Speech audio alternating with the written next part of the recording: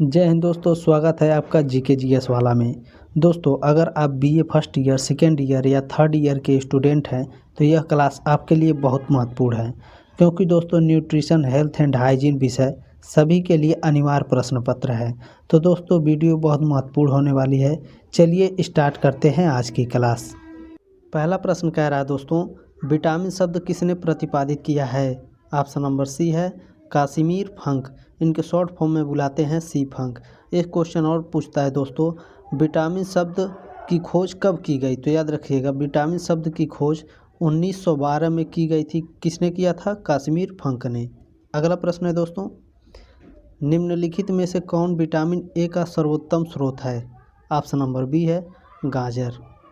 अगला क्वेश्चन है, छिली हुई सब्जियों को धोने से कौन सा विटामिन निकल जाता है? ऑप्शन नंबर बी है विटामिन सी निकल जाता है। अगला प्रश्न है, निम्नलिखित में से विटामिन कौन सा है? ऑप्शन नंबर ए है फोलिक अम्ल विटामिन है, बाकी ग्लूटामिक अम्ल, लाइनोमिक अम्ल और साइट्रिक अम्ल, ये तीनों विटामिनों के रासायनिक नाम हैं। अगला प्रश्न है दोस्तों, विटामिन ई का महत्वपूर्ण स्रोत निम्नलिखित में से कौन है? ऑप्शन नंबर सी है गेहूं अंकुर का तेल विटामिन ई का महत्वपूर्ण स्रोत है। अगला प्रश्न है, मानव शरीर में रक्त का थक्का किस विटामिन से बनता है? ऑप्शन नंबर डी है विटामिन के वजह से मानव शरीर में रक्त का थक्का बनता है। अगला प्रश्न है, विटामिन ई विशेषतः किसके लिए महत्वपूर्ण है? ऑप्शन नंबर ए है दोस्तों लिंग ग्रंथियों की सामान्य क्रिया के लिए विटामिन ई महत्वपूर्ण है। अगला प्रश्न है दोस्तों, मछलियों के यकृत के तेल में किसकी प्रचुरता होती है? ऑप्शन नंबर सी है विटामिन डी। अगला प्रश्न है दोस्तों, निम्नलिखित में से कौन सा विटामिन जल में घुलनशील है? ऑप्शन नंबर बी है विटामिन सी जल में घुलनशील है। अगला प्रश्न है, कौन सा विटामिन प्रतिरक्षा प्रदान करता है? ऑप्शन नंबर ए है विटामिन ए प्रतिरक्षा प्रदान करता है। 11वां प्रश्न है दोस्तों, विटामिन सी का रासायनिक नाम है? ऑप्शन नंबर सी है एस्कॉर्बिक अम्ल। दोस्तों, हम इस पर वीडियो बनाने वाले हैं। विटामिन, जितने भी विटामिन हैं उनका रासायनिक नाम और खोज, उनका लिंक मैं डिस्क्रिप्शन में दे दूंगा, आप लोग जाकर वीडियो देख लीजिएगा। अगला प्रश्न है दोस्तों, निम्नलिखित विटामिनों में से कौन सा शरीर में भंडारित नहीं होता है? तो याद रखिएगा दोस्तों, विटामिन डी शरीर में भंडारित नहीं होता, यानी एकत्रित नहीं होता है विटामिन डी शरीर में। अगला प्रश्न है दोस्तों, निम्नलिखित विटामिनों में से किसमें कोबाल्ट होता है? ऑप्शन नंबर सी है विटामिन बी12 में कोबाल्ट होता है। 14वां प्रश्न है दोस्तों, निम्नलिखित में से कौन सा एक विटामिन ए का प्रचुरतम स्रोत है? ऑप्शन नंबर ए है आम विटामिन ए का प्रचुरतम स्रोत है। आप लोगों का कौन सा फेवरेट आम है कमेंट बॉक्स में बताइएगा। मेरा फेवरेट आम है दशहरी। विटामिन ए की कमी से कौन सा रोग फैलता है? याद रखिए दोस्तों, ऑप्शन नंबर डी है विटामिन ए की कमी से रतौंधी होता है, जिसे नाइट ब्लाइंडनेस बोलते हैं।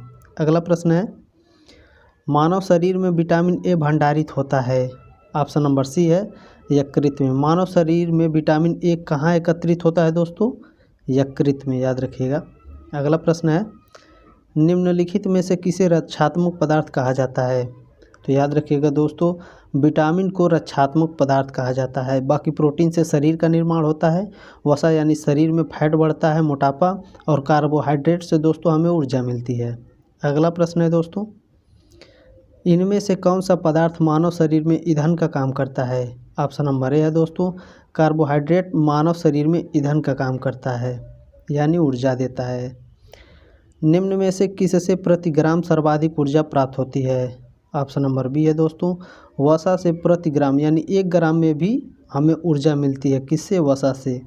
अगला प्रश्न है दोस्तों, निम्न में से कौन सर्वाधिक ऊर्जा प्रदान करता है? तो याद रखिए दोस्तों, ऑप्शन नंबर सी है कार्बोहाइड्रेट सर्वाधिक ऊर्जा प्राप्त करती है। और एक क्वेश्चन और पूछता है दोस्तों, कार्बोहाइड्रेट हमें किससे मिलता है? तो याद रखिएगा चावल से। एथलीट को किससे जल्दी और ज़्यादा ऊर्जा मिलती है? ऑप्शन नंबर डी है कार्बोहाइड्रेट से एथलीट को जल्दी और ज़्यादा ऊर्जा मिलती है। एथलीट मतलब दोस्तों खिलाड़ियों को, जो क्रिकेट खेलते हैं, वॉलीबॉल खेलते हैं या फिर रनिंग करते हैं, उनको किससे ऊर्जा जल्दी मिलती है? कार्बोहाइड्रेट से। अगला प्रश्न है दोस्तों, मानव शरीर में ऊतकों का निर्माण किससे होता है? ऑप्शन नंबर ए है प्रोटीन से मानव शरीर के ऊतकों का निर्माण होता है। 23वां प्रश्न है दोस्तों, प्रोटीन को निम्न में से क्या माना जाता है? ऑप्शन नंबर बी है शरीर का निर्माण करने वाला। अगला प्रश्न है दोस्तों, एंजाइम मूल रूप से क्या है? ऑप्शन नंबर डी है प्रोटीन है। एंजाइम क्या है? प्रोटीन। अगला प्रश्न है दोस्तों, निम्न में से किसमें प्रोटीन नहीं पाया जाता है? ऑप्शन नंबर डी है चावल में प्रोटीन नहीं पाया जाता है दोस्तों, चावल में कार्बोहाइड्रेट पाया जाता है, याद रखिएगा। अगला प्रश्न है, निम्नलिखित में से किसमें प्रोटीन सर्वाधिक पाया जाता है? ऑप्शन नंबर ए है सोयाबीन में प्रोटीन सर्वाधिक पाया जाता है। अगला प्रश्न है, निम्न में से कौन सी शर्करा तत्काल ऊर्जा प्रदान करती है? ऑप्शन नंबर बी है ग्लूकोज तत्काल ऊर्जा प्रदान करती है दोस्तों, याद रखिएगा, इंपॉर्टेंट प्रश्न है। निम्न में से कौन सी प्रोटीन दूध में पाई जाती है? ऑप्शन नंबर सी है केसीन। दूध यदि दूध का प्रोटीन कौन सा होता है? केसीन दूध का प्रोटीन होता है, याद रखिएगा। अगला प्रश्न है, दांतों में निम्नलिखित में से क्या होता है? ऑप्शन नंबर डी है कैल्शियम। अगला प्रश्न है, सागरीय खरपतवार किसका महत्वपूर्ण स्रोत है? ऑप्शन नंबर बी है आयोडीन का। अगला प्रश्न है दोस्तों, निम्न में से कौन आयोडीन का सर्वोत्तम स्रोत है? ऑप्शन नंबर सी है शैवाल आयोडीन का सर्वोत्तम स्रोत है। अगला प्रश्न है दोस्तों, पालक के पत्तों में किसकी मात्रा सबसे अधिक होती है? तो याद रखिएगा दोस्तों, पालक के पत्तों में सबसे अधिक मात्रा आयरन की होती है दोस्तों। अगला प्रश्न है, मनुष्य लोहा यानी आयरन किससे प्राप्त करता है? अभी अगला क्वेश्चन वही था दोस्तों, तो याद रखिएगा ऑप्शन नंबर ए है पालक से। अगला क्वेश्चन है दोस्तों, किससे भरपूर लौह तत्व यानी आयरन एलिमेंट पाया जाता है? तो याद रखिएगा ऑप्शन नंबर बी है हरी सब्जियों में आयरन एलिमेंट सबसे ज़्यादा होता है। अगला क्वेश्चन है, निम्नलिखित में से किसकी उपस्थिति के कारण दूध में मिठास आ जाती है? ऑप्शन नंबर ए है लैक्टोज की उपस्थिति के कारण दूध में मिठास आ जाती है। मोस्ट इम्पॉर्टेंट प्रश्न है दोस्तों, ध्यान दीजिएगा। केंद्रीय खाद्य प्रौद्योगिकी अनुसंधान संस्थान central food technology research institute कहाँ स्थित है? ऑप्शन नंबर सी है मैसूर में। ये प्रश्न आ सकता है, याद रखिएगा।